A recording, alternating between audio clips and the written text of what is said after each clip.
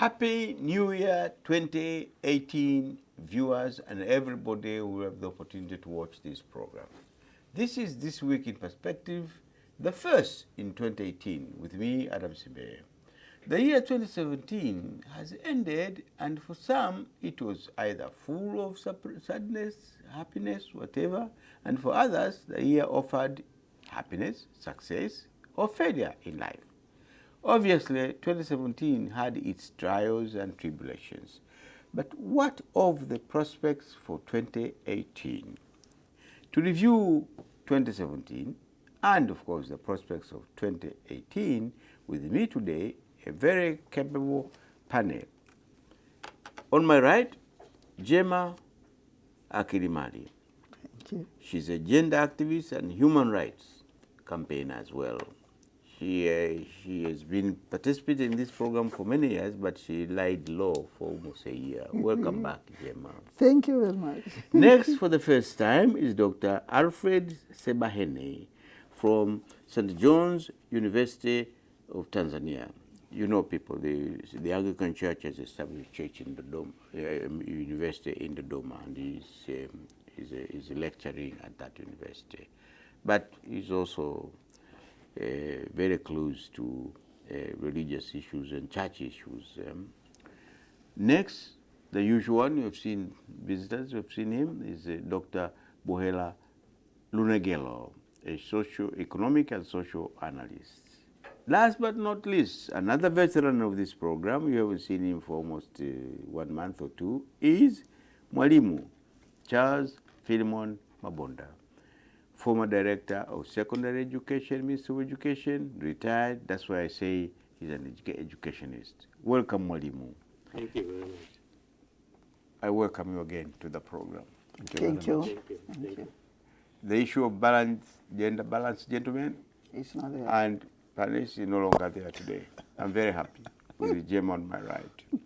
Now, let's give let's go ahead and give a go on the topic today, the 2017, the year 2017. Let me start with Dr. Onegero. How would you describe in general and characterize the year 2017? And then, of course, all the three of you will respond to that question. Welcome in. Okay, thank you, Adam. Maybe allow me to first of all thank God for allowing us the benefit of seeing 2018. Yes. And specifically for me to be with my teacher, former teacher at Pugu Secondary School. It's a privilege, sir, to be with you. Thank you. Thank you too. Teaching profession is the best profession. Somebody Yes, said, and when he you look looks at a even teacher, younger than me. they don't age. Teachers don't age. Okay. It's an honor to be acknowledged. Thank you. And he was a good teacher. He never flopped me. So. Oh, you're lucky. You're a good boy there. He made you who you are. Yeah. So I think one of the key areas I would categorize my assessment in two areas. Yes. One, what I call Tanzania, we managed to sustain as a country. We managed to sustain what has been achieved in previous years. Yes. We have managed to sustain impressive gross domestic product growth, general macroeconomic stability in terms of inflation, around 5%. But also, we managed also to build a bit our foreign reserves enough to meet requirements for more than 5 months, close to 6 months. But the GDP growth actually is viewed as among the best top 5 countries in Africa. Global, actually. I see Mwalimu is clapping. So we have sustained that. Of course, there are some setbacks related to that, and it's not new. That despite the impressive GDP growth, yes, there are still some homework to do, sir, in terms of translating that into personal incomes. And that one is being taken care by the second category of assessment I'm trying to do. Yes. Making sure that in order for us to generate enough jobs for our people, so that they can get income, the government actually came with what I would say a trend-setting, aggressive campaign first in the infrastructure aspect. Remember, we had this dream for many years before, investing in Stegler's Gorge, which would generate enough power for, once finished, maybe for the next 10 years or so. Now, if that is coupled with the power from natural gas, that again will be something to be proud of. But once you have enough power, energy, electricity, it means there will be more industries being established. And once, of course, if you have production increased in factories and in agriculture, you need transportation. The decision again to launch the construction of standard railway gauge is a trend setter. Of course, Kenya we are ahead of us, but in terms of the government doing what it has promised some maybe 15 years back, 2017 is a year to remember for that, make that decision that we do that. But another trend setting, which I think I have mentioned before, that is that in the natural resource management, especially in the mineral sector. I think before I had reminded viewers that the African Union, the leaders of African Union had signed actually what they call mining vision for Africa.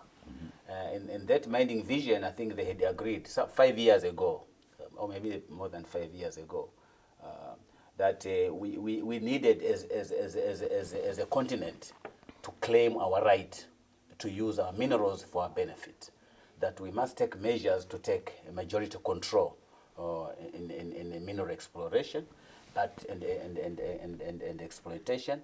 But we shouldn't end there. We should make sure that we add value, what they call mineral beneficiation. It should be taken locally, because that's where you get more money. That's where you generate jobs. It doesn't help much, even if you had 6% royalty, etc. But the value addition, the processing is done outside. It means actually you're exporting jobs.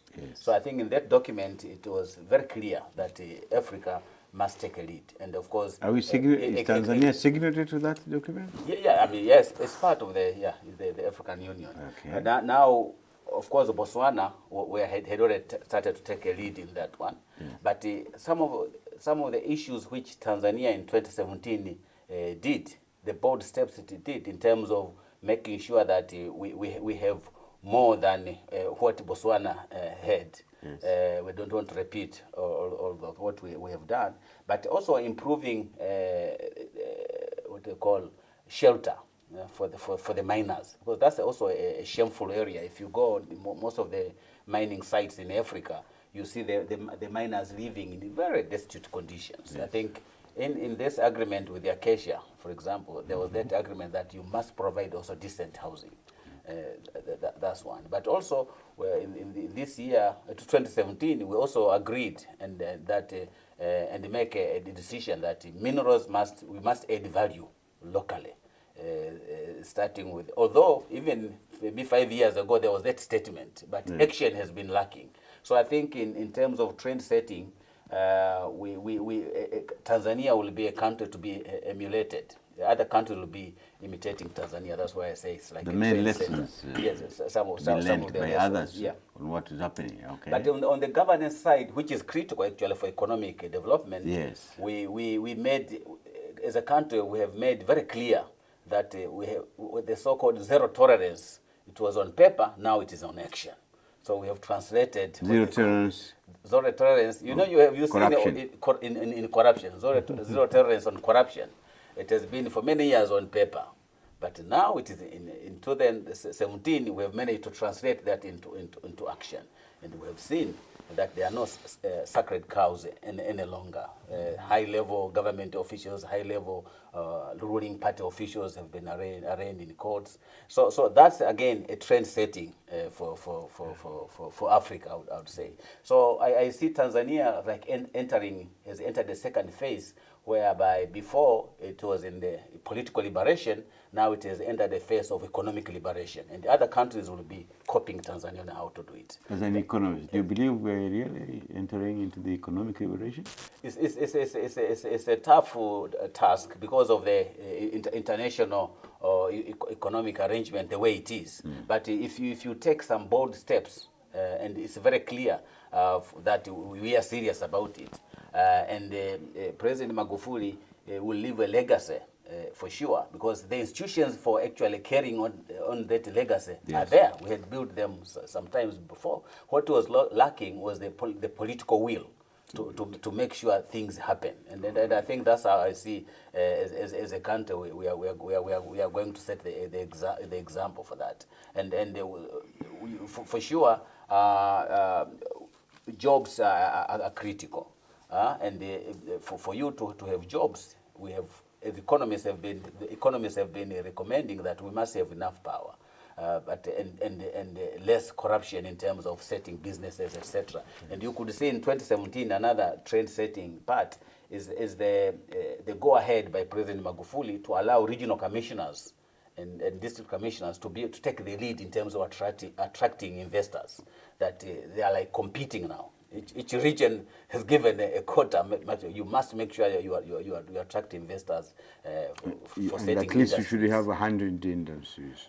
Yeah, it doesn't matter which type of industries, because that has been a debate also. Because the definition of industries, you have micro, small, medium, and the large. But I think the government has been, the target setting has been a bit slightly lenient without categorizing which type of industry. But for sure, it has not been there before. Now, if they've been given that target, which in reality will depend a lot on their success in setting up special economic zones.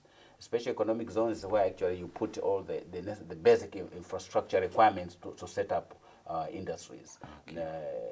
Small scale, whether it's medium or large scale. And again, that target has been there for the past 20 years. Yes. Yeah, the mini Tiger Plan 2020 had actually set out that like 20 years ago. That's what we wanted to do. But now President Magufuli has managed for the first time to push so that we can walk the talk, make sure we succeed. Thank you very much. Now, Dr. Alfred Sebahene, I know you're participating for the first time, but as usual, you are well prepared for the topic. What can you say about 2017 in your own views? For me, it was a very interesting year, and I would say it was an eventful year, and it all depends on which area one would like to focus on. As for me, what clicks in my mind quite quickly is the way the political spectrum looked like. And I want to see and to remember that the year 2017 was, in my view, an action-packed year. Action-packed year. Very much so. When I say action-packed year, I'm thinking about the style of service delivery by the government, the way the leadership responded to key issues in the country. For me, it was really very, very interesting. It was promising. You could see the leadership moving forward in terms of making decisions and ensuring that the decision that has been made is implemented and implemented properly for the well-being of Tanzanians. So it was really an interesting year. You could hear orders being given, and apart from orders being given, you could also see action taken. Some of the leaders may not have done it necessarily well, depending on the way we do things in leadership. But all in all, there was a sense of moving forward, a sense of wanting to see Tanzanians flourish and doing very well in the day-to-day life. When it comes to the economic spectrum, I would say we did very well, as Dr. Nogera has said. The question is, while we are told that our economy is growing, yes, what we hear in the public is how is economy growing while it is not reflecting in our pockets. That is a big challenge. So Tanzanians would like to see economy growing coupled with what is happening on the dinner table. How much money do I have in my pocket? Am I strong enough in terms of money to go out there and solve my problem? So that is a challenge, but I'm glad that even the World Bank has evidence of economic growth in our country, something very, very good. But also there is another area which may not necessarily be quite easily noted by the public, and that is to do with what I call the return of faith in public square. And I will explain. 2017 was full of voices, leaders saying, pray for us. For me, that has a wonderful... And coming from an Anglican university. Very much so. There is a kind of return of faith to the public square. And of course, it starts with the president himself saying, I am here at your disposal. I am a sacrifice to this country. Pray for me. Now, for me, that religious connotation, yes, has a lot to say in the public square. Absolutely. I was going to cut you short, not cut you short, but to interject when you talk about 2017, the government moved forward, to do a lot of things. I was going to ask, do you think the people are also moving or also moved together with the government at the same time? A lot of reaction to how things are done. But basically, when you hear people saying, this is what we wanted, then you realize that they understand what is happening and they would like to see even more things happening so that they can actually do well in their day-to-day living. So there is cheering, there is a sense of wanting to see more happening for their well-being. Thank you very much, Dr. Sembahene. Now, Gemma, I hope you won't feel bad if I call you last. Not last, but because there's a specific question I'm going to raise with you in view of what you have heard from the two panelists here. I turn to Mwalimu, Mwalimu Mabonda. I know there are three Walimu. He's also Walimu. He was lecturing at Tisao some years back. How you heard the two panelists? I have. Yes, I have. What is your take on this 2017?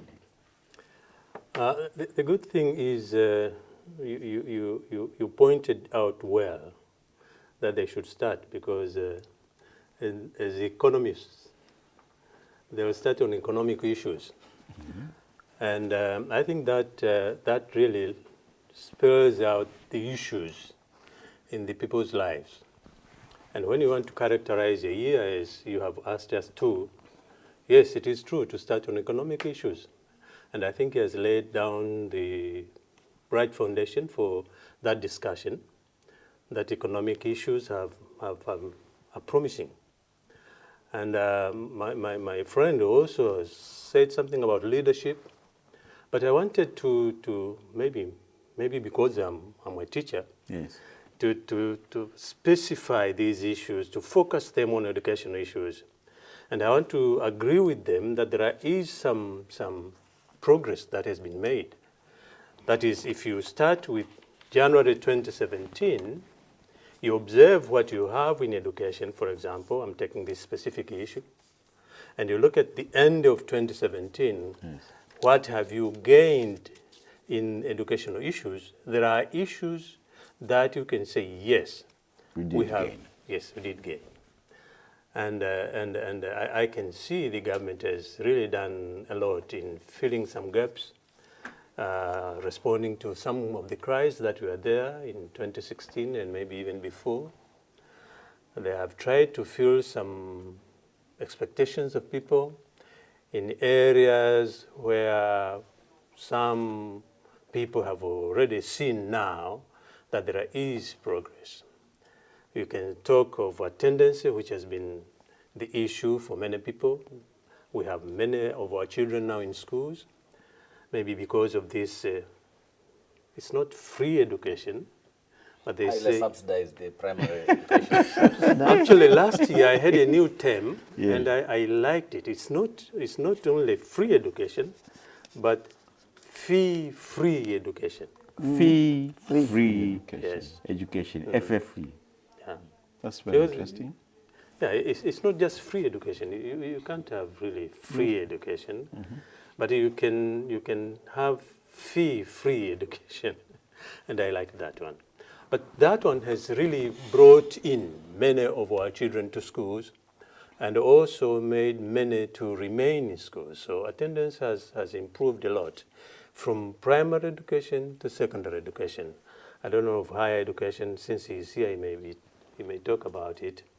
But it is true that both in admission and in attendance, there is improvement because of this fee-free policy that has been brought in. How about performance in examination? That's another thing. If you compare the results of primary school leaving examination of 2016 and those of 2017, there is also a rise in the percentage of performance. It's not very big, but it is there.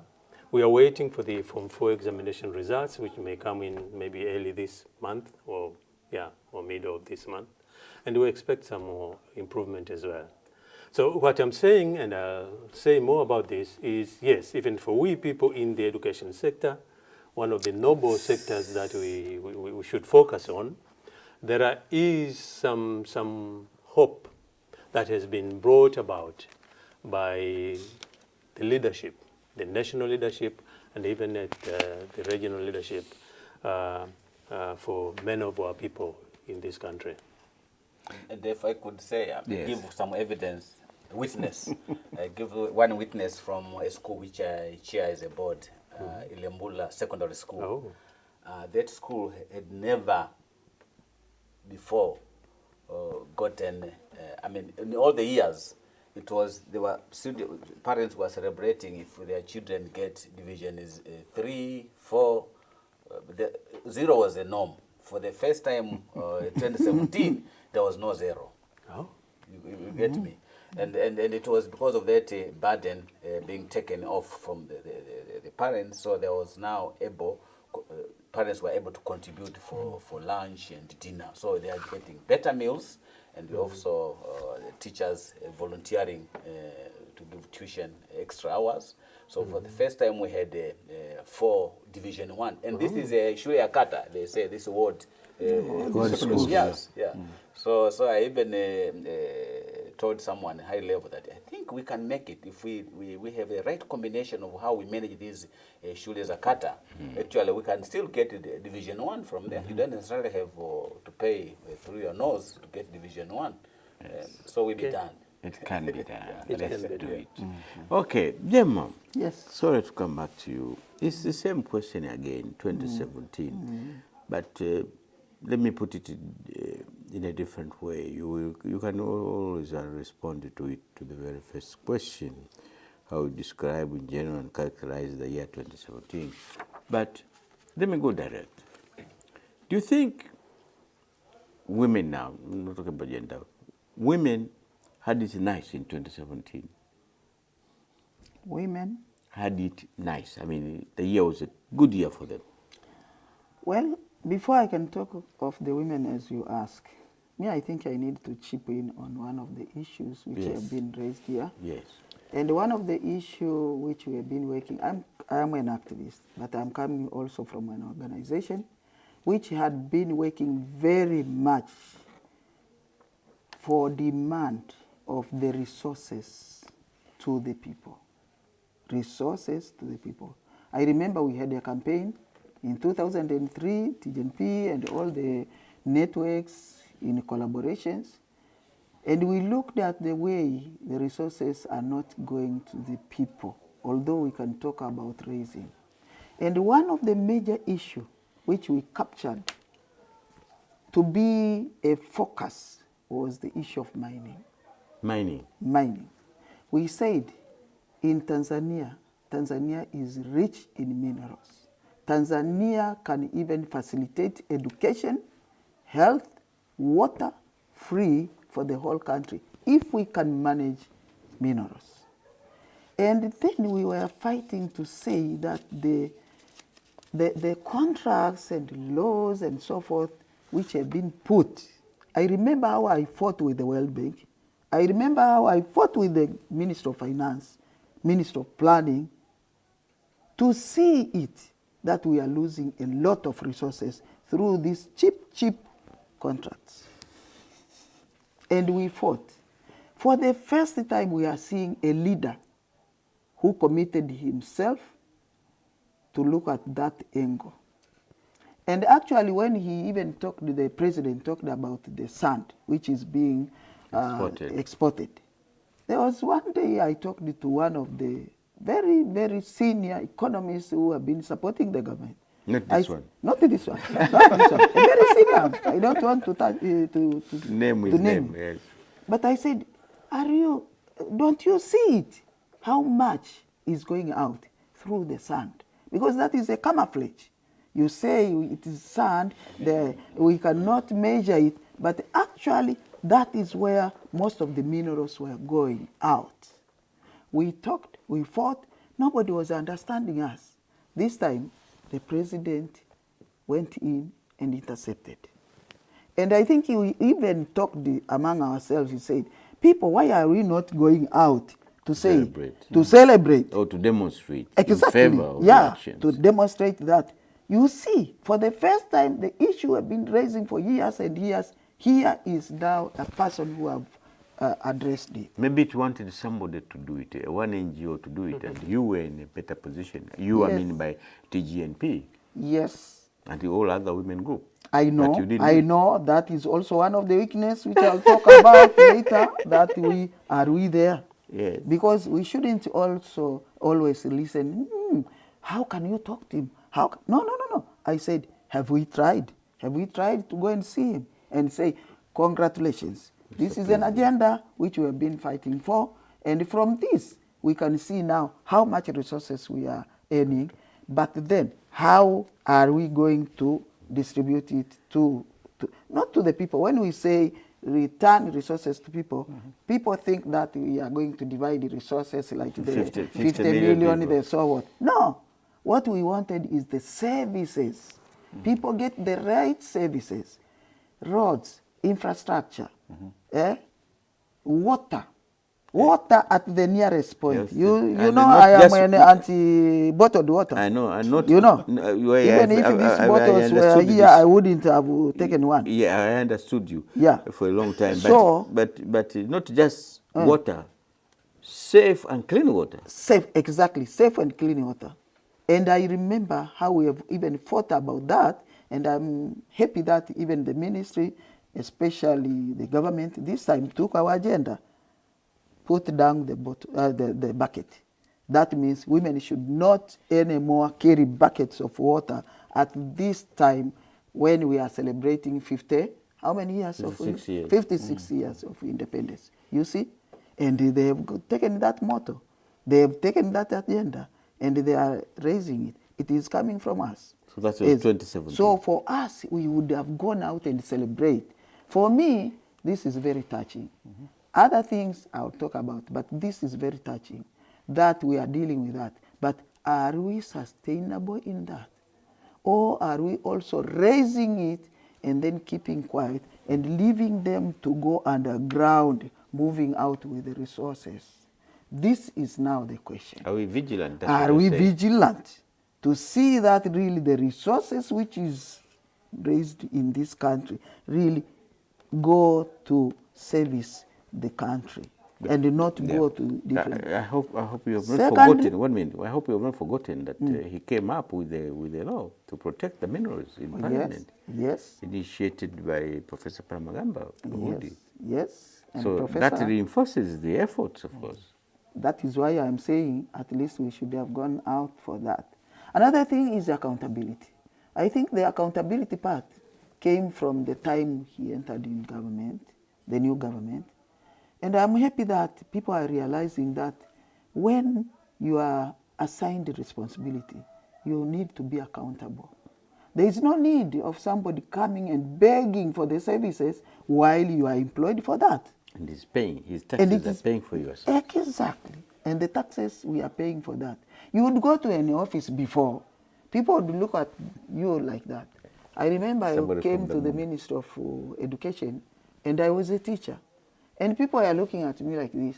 And then I said, people, I'm a teacher and I'm losing classes right now as I'm standing here. I've come for this reason, and I need to go back.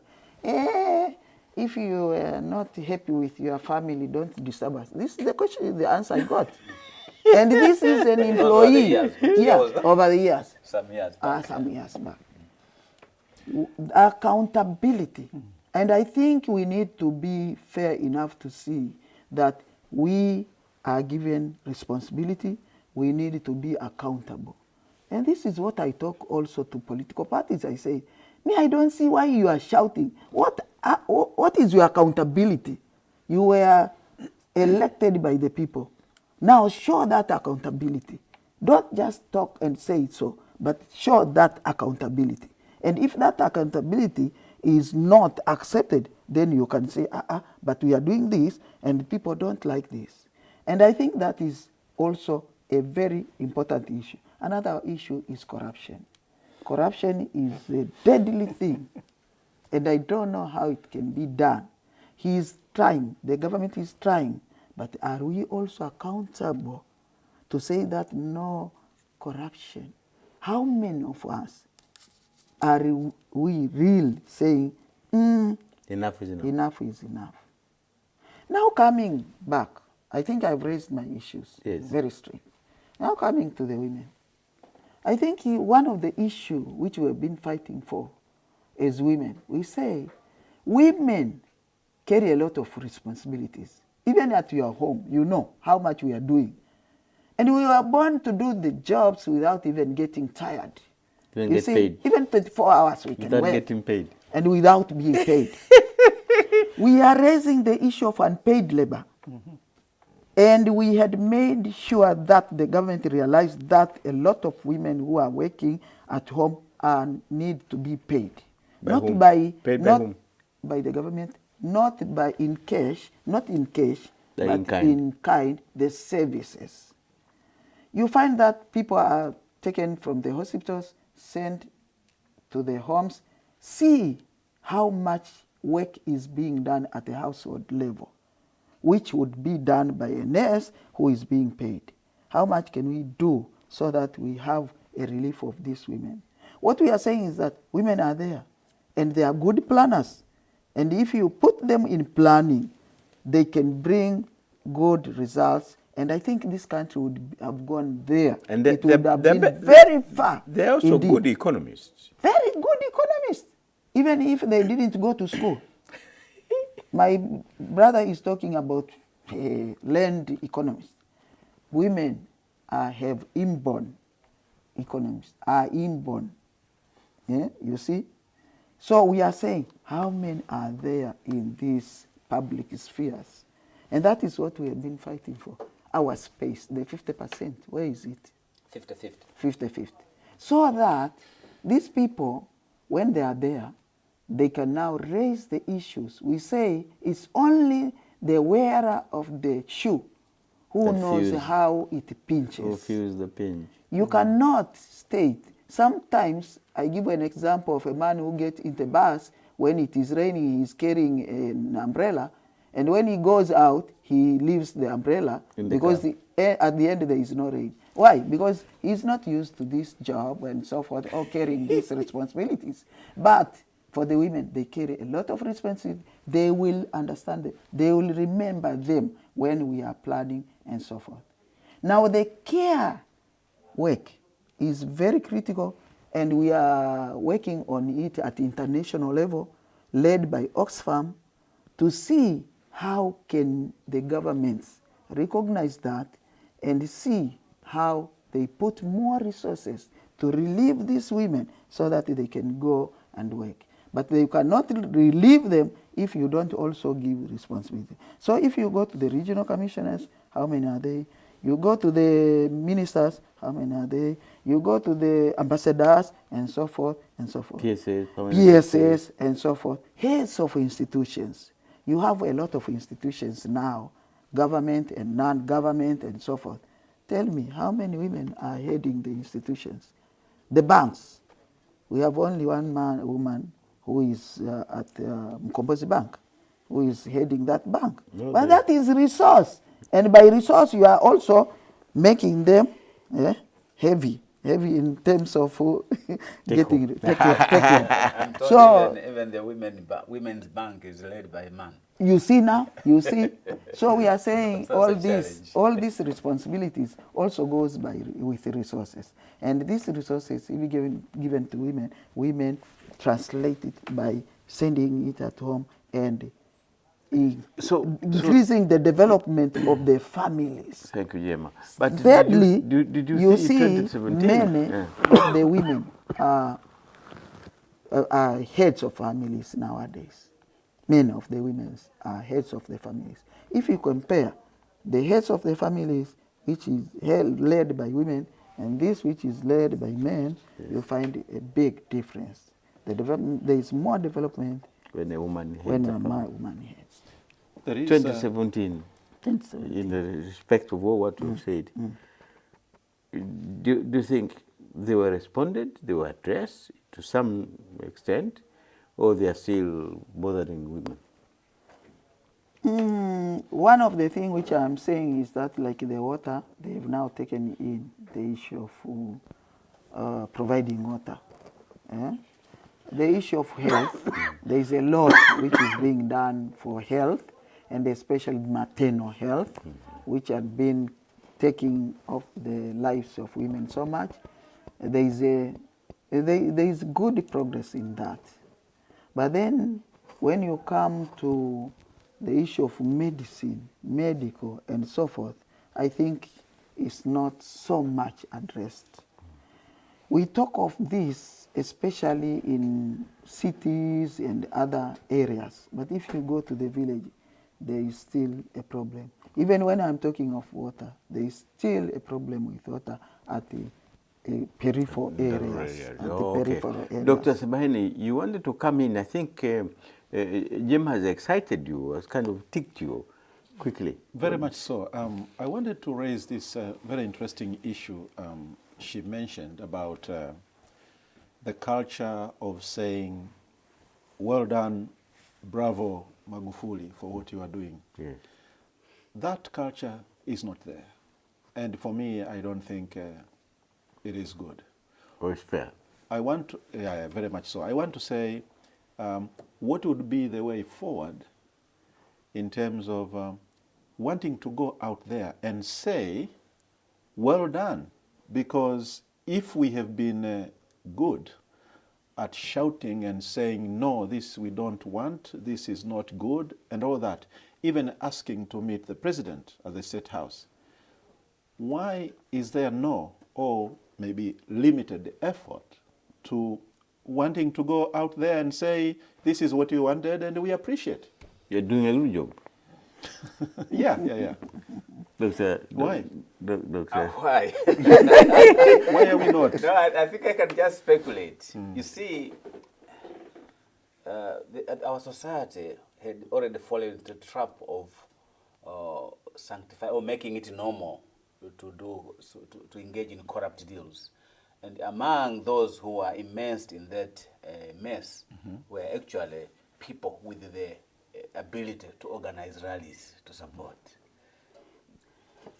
Within the ruling party, you can see some of them are victims of his crackdown. And they are gifted by God also to organize people. So now if you are the ones also been affected. Caught in the problem. Yes, so if you are still thinking sad that now you have been removed from your post, where do you get that courage to go out and say yes? So you see, I think sociologists, I studied sociology, people who lead with the ability, out of 100, I might be wrong, but it's actually people with the ability to lead other people. They are less than 5%. I think it's 2.5. They are the innovators, the opinion leaders. And the rest were just followers, you get me? So now these opinion leaders, the innovators in the political sphere are also affected by the crackdown.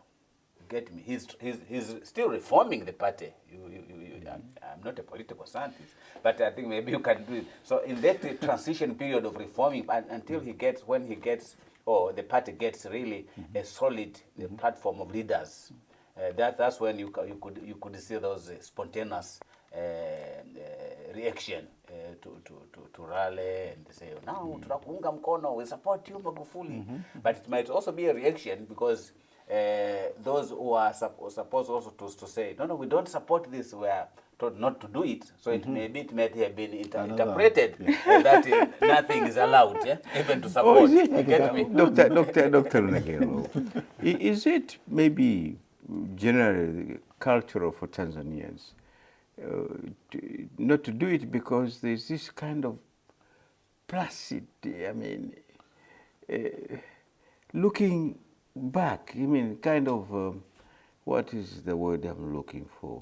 Not proactive, rather than active. Laid back, as it were.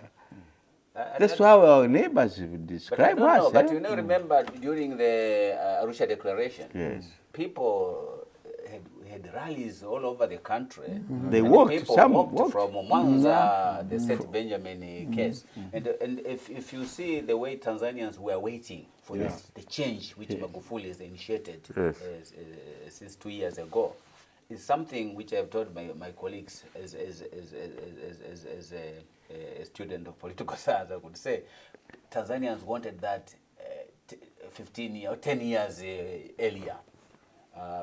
Because you could see when the previous president, the way he won in 2005, when he got almost 82% of the votes, which came from all political parties. And the agenda was actually to cleanse the society, to get rid of corruption, to increase efficiency. And the rally motto was Kasi Mpya. You get me? So they had wanted, what Magufuli is doing that, people had wanted in 2005. Yes. So maybe because of that animate promise from the 2005, they are still like at a loss. Otherwise, they could actually, I could see, when you talk to different people, they understand. They say, whatever problems we are getting now is a transition. But we really want what he's doing. All right. We had wanted like 10 years earlier. Thank you very much. But there are some... time seems to be against us. Now, very quickly, before we move on for a few minutes to look at the prospects for 2018, let's look at the world now. We can't live in isolation. We're a global village. What happened at the global level, even regional level in Africa in 2017? Quickly. You want me to start? Yes, quickly. Well, I think one of the things that has touched me is Mugabe. Mugabe was a god man in Zimbabwe. It was possible for him to leave the office, him as life president, declared or undeclared life president of Zimbabwe. There are big lessons to be learned from there. Economists will learn, social scientists will say something, maybe even us who are educationists. But Mugabe was certainly a big issue for us, for Africa and the world in 2017. Okay. Jema, globally? Globally, I think we are also watching and listening to America and the changes of the new president and the controversial way of working. But I think we are also witnessing leaders who don't want to go out of power. And the case of Congo or Zaire is one of the cases which even the church has intervened. And you see, when we are saying no marches and so forth, you could just wonder, the church organized the rally to go against him. These are the people who sat with him, advised him, and yet he didn't. I think they agreed, but then when they left each other, he changed his mind. And I think this is not a good sign of democracy. Okay. The elections next door in Kenya? The elections. Secondly, the other one is the election in Kenya, which gave us an experience of democracy.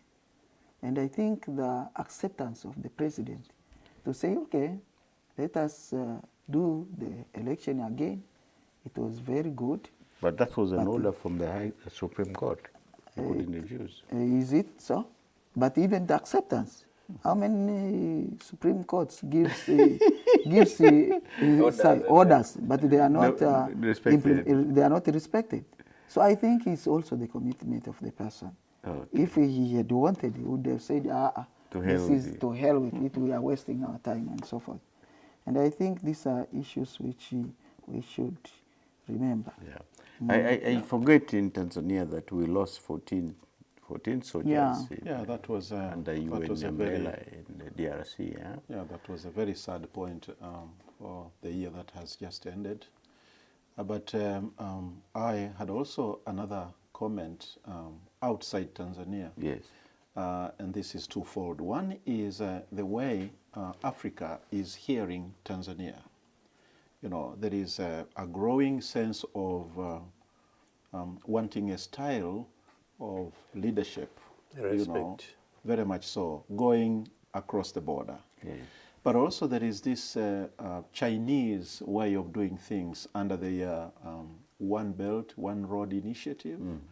That is coming so powerfully. It is touching countries. And even Trump went to China because he knows that One Belt, One Road initiative is something that one has to understand and one has to be part of it in order to see development happening. And the Chinese are very clever because they want Africa to be united. They want to work together with the other parts of Africa as well. Now, for me, this across the border was very They've more or less pinpointed Africa as their base of operations in terms of economic development, infrastructure, whatever you name. No, that's also the point I had wanted to raise, that for Tanzania, I think Tanzania actually is picked by the Chinese government as among the main lead beneficiaries out of the Silk Road program. But maybe since he has mentioned, let me also say there's something sad which continued to appear in 2017. The migration of young people trying to seek for green pastures in Europe, in Europe, and they are dying of the Mediterranean Sea. I think that's something sad. But of course, African heads of state had tried to set an agenda to see how can we stop that from happening. I think that was a positive thing, although the action we're yet to see how are they going to solve it. But also it's a lesson for countries in Africa, including Tanzania, that we should take seriously the issue of giving hope. Even if there are some teething problems in terms of moving fast enough to create jobs for our youth, we should always give them hope that we are working on what they need, so that they don't despair and feel that home is not good enough, that they want to go out and seek. Fortunately for Tanzania, our youth don't have that phenomenon. Okay. So, The changes at the AU headquarters, replacement of the commissioner and Dlamini Zuma going back to South Africa, and Zuma himself being hosted as a party chairman, and Cyril Ramaphosa coming in. So it doesn't augur well there. And we recall 2017, Zuma came to this country and to cement the relationship between the two countries. Okay, now 2018, what are the prospects? Very quickly. I see, I can take it, just speculate that maybe the first 2 years were years of consolidation in terms of restarting. I normally joke, I say it's like we are starting, the telephone has jammed, or computer has jammed, now we are restarting it, resetting it. And one of the areas which I see some positive gains is regions moving very fast to identify and facilitate investors in their respective regions. Because so far, investments in Tanzania are skewed in favor of Dar es Salaam and the coastal region. Yeah. We need similar investment spreading out and going to other regions. And for that to happen, our regions, our regional commissioners, our district commissioners, and our councillors, Madiwani, should continue to educate our people to be more accommodating, because one of the complaints coming from the districts that some people don't necessarily understand if an investor comes, takes a piece of land, they think anachukua ardhi yetu. They don't see the benefit which will come out of that new investment coming in. So I see that moving in a positive way, because I know several regions with plans to do that. Okay. So. The move to Dodoma implementation by Dr. Magufuli again is something remarkable. Mwalimu tried, but he couldn't. But it was there, on paper that we need to move to Dodoma. This year, the State House also moved. Yes, so that's another plus. promised to move to 2018. Dodoma. Okay, 2018. I forgot to ask you for only one challenge in 2018 for this country. I think for me, since this year I was lucky also to get involved with 3 regions which are trying to have some guide on how to attract more investment. I think the main challenge will be moving fast to set up special economic zones in the district, so that when investors go there, they should see a place to establish industry, so that they can move fast, establish and create jobs for our people. Mwalimu, very quickly, 2018. I'll go back to education. Okay. And I'll say some of the big cries in education this year, which we need to address in 2018, include now that we have many children coming to school, do we have a place to put them in? Do we have classrooms? Do we have laboratories for them to learn science and practice with their hands? The good thing is the government has already started buying equipment for the laboratories. Okay. But are they enough? Or do we have a place to put them and use them appropriately? And I believe in 2018, now that they've started and they know that this is an issue which is adding to their performance, the government will put more effort. Quickly, one challenge. That of classrooms is a challenge. Overall. There are no, but we also need, I think we also need to have an overall plan, an overall system of education, because there are still many questions coming from, and everybody thinks he's an expert, she's an expert in education. We need to bring together all these forces and come out with something that is real, workable good for this country. Yes, please. Thank you. Very quickly, 2018. I don't know what to say about it very quickly, because Because time is over. We yeah, should be time winding is- up okay, now. time is Sorry, over. Gemma. Time is over. I know I could think- give you more time. Yes, but, yes, but I'm controlled. I think I need to go back to the education and Yeah. pick that issue of education. I have always talked about restructuring the education, so that we can have the self-reliance education, which teaches people, students, how they can also employ themselves. The way the curriculum is going is not going to help us in employment. And you think that's a challenge as well? This is a challenge. No, this is a challenge, but I add another challenge. I think the voice. We need to allow voice. Which voice? Voice? People's voice. Or People's to speak? to speak. Expression. Because the expression is the one which will guide in administering any institution. Thirdly is the structure. we need to put up structures which will implement activities and not leave only one person to implement. Once you leave one person to implement, the moment he goes out, they go back to the normal Square one. square one. So we need So I structures, think right? allowing structures, and these are the structures which need to be accountable. And I think the management or the head should now take account, they should bear the accountability and take care that people are really responding. But structures need to be there To support, sustain to sustain what the Their- government has so far done and Yes, is going to because do. we are talking about the success, but we cannot say that they will sustain. Where are the structures? All right. Where are the structures? Where are the structures? Very quickly. For me, a word of encouragement to our viewers that we have seen trust and integrity growing in our Tanzanian society. We should invest in that. But at the same time, we shouldn't ignore the fact that public service delivery is now improving in so many ways. That is something we must be optimistic with, and also efforts to enable this sense of creating an environment which will attract investors is going on very well. That's Yes. what I believe in. Yes. And finally, I would say the challenge will be to level, to smooth the ground, I say playground, for different actors in our society to know where they should play their role and work together in harmony. All right. Thank you very much, my panelists. What a wonderful characterization of 2017 and the prospects for 2018. I wish we had more time. I know Gemma is going to complain. Not really complain, but he's not happy we had more time because I think he had so many things to talk about. Typical Gemma, I know. Yeah, But my apologies, I'm being controlled by the director that we have a fixed time we have to finish. Viewers, you heard the views of my panelists here. Very, very interesting. Very, very interesting. Particularly the last point Gemma said, I mean, the systems must be built.